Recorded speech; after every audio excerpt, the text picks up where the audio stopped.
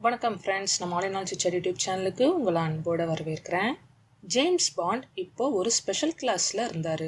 இது கார் இன்சிடெண்ட்டுக்கு அடுத்த நாள் ஞாயிறு மாலை 5 மணி. மிஸ்டர் ஹெய்ட்டு தான் கிளாஸ் எடுத்துகிட்டு இருந்தார். ஜேம்ஸ் பெர்ரி பிரீத்பாலோட லாஸ்ட் பெஞ்சில் உட்காந்துருந்தாரு.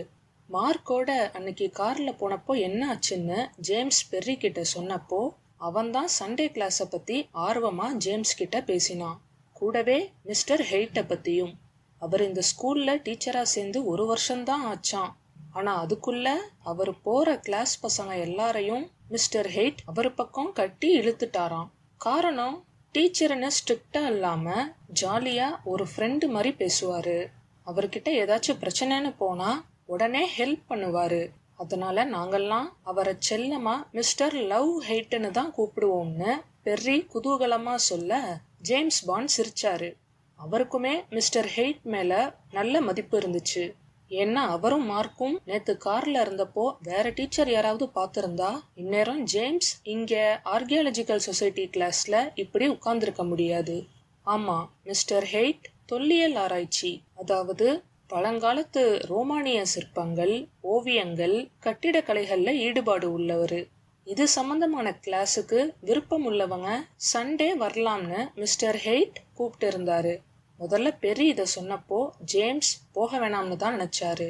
ஆனா அன்னைக்கு காலையில இருந்து செய்யறதுக்கு ஒண்ணுமே இல்லாம போர் அடிச்சு போயிருந்தனால பாண்ட் பிரீத்பாலோட இங்க வந்துட்டாரு. உங்க யாருக்காவது சார்டினியன் கதை தெரியுமான்னு மிஸ்டர் ஹெய்ட் கேட்க கிளாஸ்ல ஒரே அமைதி.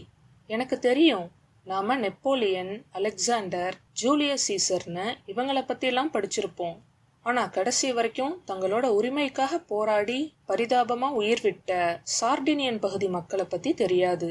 அந்நியர்களோட படையெடுப்பில் சிக்கி போராடின அவங்கள ஒரு சிலர் கடைசியாக உயிரை காப்பாற்றிக்க அவங்க வாழ்வாதாரத்தையே விட்டுட்டு பக்கத்தில் ஒரு உயர்ந்த மலைப்பகுதிக்கு சார்டினியன் குடியேறினாங்க. அந்த மக்கள் இப்போ வர வேற்று மனிதர்கள் யாரையும் அவங்க எல்லைக்கு நுழைய விட மாட்டாங்க. ஏன்னா திரும்பவும் அங்கிருந்து அவங்கள விரட்டிடுவாங்களோன்ற பயம் அவங்களுக்கு இருக்கு. அதே போல 1000 வருஷத்துக்கு முன்னாடி ரோமானியர்கள் கட்டிய புகழ்பெற்ற டாம்ஸ் ஆஃப் ஜெயின்ஸ்னு சொல்லப்படுற உயர்ந்த கட்டிடம் இப்போ பாதி செதஞ்சிருந்தாலும் அது உள்ள பழங்காலத்து சிற்பங்கள் நிறைய புதஞ்சு இருக்கு. நீங்கெல்லாம் அங்க போனீங்கன்னா அதை பார்த்துட்டு அங்கிருந்து வரவே மாட்டீங்க. அவ்வளோ த்ரில்லா இன்ட்ரெஸ்டிங்கா இருக்கும்னு மிஸ்டர் ஹெய்ட் அடுத்த 1 மணி நேரத்துக்கு பல விஷயங்களை, வரலாறுகளை மாணவர்களுக்கு சொன்னாரு. ஜேம்ஸ் பாண்டும் மிஸ்டர் ஹெய்ட்டோட கிளாஸை என்ஜாய் பண்ணாரு. ஆனா என்னதான் நல்லா இருந்தாலும் அவரால் ரொம்ப நேரம் ஒரே இடத்த பார்த்துட்டு இருக்க முடியாது. அதனால கிளாஸ் ரூமை சுத்தி நோட்டம் விட்டப்போ ஜன்னல் வழியா 2-3 சாருங்க வெளியே நின்று சிகரெட் பிடிச்சுக்கிட்டே அரட்டை அடிச்சிட்டு இருக்கிறது தெரிஞ்சது. அதுல ஒருத்தர் mister Cooper French. 4th June அன்னைக்கு ஜேம்ஸோட ஆன்டி சார்மியன் கிட்ட கோவமா பேசிட்டு பாதியில போனாரே லாட்டின் மாஸ்டர், அவரு தான் கூப்பர் பிரெஞ்ச். கிரே கலர் ஷர்ட்டும் பிளாக் பேண்ட்டும் போட்டிருந்தாரு. இதுக்குள்ள லெக்சரை முடிச்சுட்டு மிஸ்டர் ஹெய்ட் லாஸ்ட் பெஞ்சுக்கு வர ஜேம்ஸின் கவனம் திரும்பியது. பெர்ரி, உனக்கு தெரியுமா, உங்க வீடு மாதிரியே இன்னொரு இடத்துலயும் இப்போ திருட்டு நடந்திருக்குன்னு ஹெய்ட் சொல்ல, ஐயோ யாரு வீட்டுலன்னு பெர்ரி கேட்டான். நான் கிளாஸ் எடுக்கிற ஒரு பையன் வீட்டில் தான். அவனை உனக்கு தெரியாது. பணம், ஜுவல்ஸோட காஸ்ட்லி பெயிண்டிங்ஸும் கொள்ளையடிச்சிருக்காங்க. நீ உன் ஃப்ரெண்ட்ஸு கிட்ட சொல்லி கொஞ்சம் அலர்ட் பண்ணி வை, கேர்ஃபுல்னு ஹெய்ட் சொன்னாரு. அப்போ வெளியே ஏதோ சத்தம் கேட்டு ஹெய்ட் வாசலுக்கு போய் பார்க்க அதே நேரம் கூப்பர் பிரெஞ்ச் ரூம் உள்ள நுழைய வரவும் 2 பேரும் முட்டி லேசா இடிச்சுக்கிட்டாங்க. சாரின்னு ஹெய்ட் மன்னிப்பு கேட்க கூப்பர் பிரெஞ்ச் ஒரு முறைப்போட ஏதோ முணுமுணுத்துக்கிட்டே கடந்து போயிட்டாரு.